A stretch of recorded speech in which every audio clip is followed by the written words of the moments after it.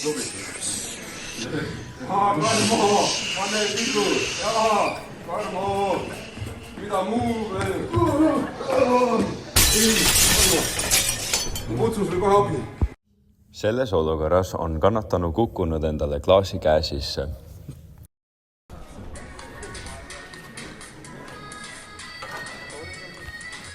Kannatanu on šokiseisundis ja vajab esmakordset abi.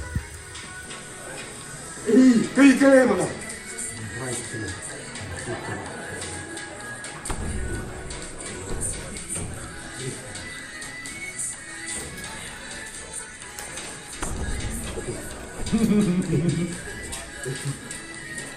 Ära vahtame sealt, et sul on kõik elu teis.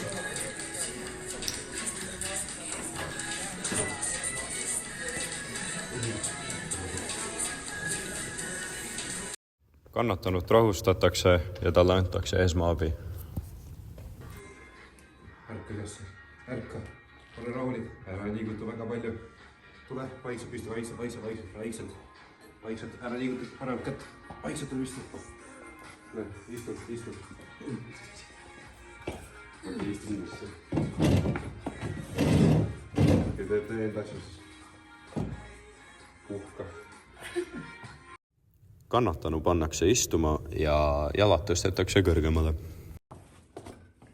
Nüüd me helistame 112, sest noormees sai vigastada ja haavata. Hallo.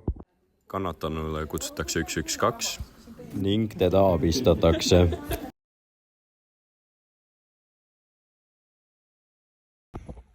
Esiteks me paneme riidetüki haavale, siis me hakkame vaikselt, aga tugevalt, et nii ei oleks kannatanu valus, aga et hoiaks verd kinni. Siis me paneme ilusti ümber selle, verd rohkem läbi tuleks. Ja siis lõppude lõpuks, kui see kõik protsess on valmis, siis kui oleks käärid, saaks lõigata selle keske pooleks ja panna sõlme, aga kahjuks nüüd kääre pole, et me peame panema sidema alla.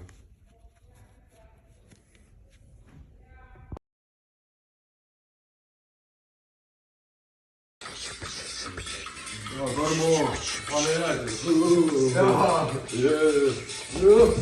Ei, Karmo!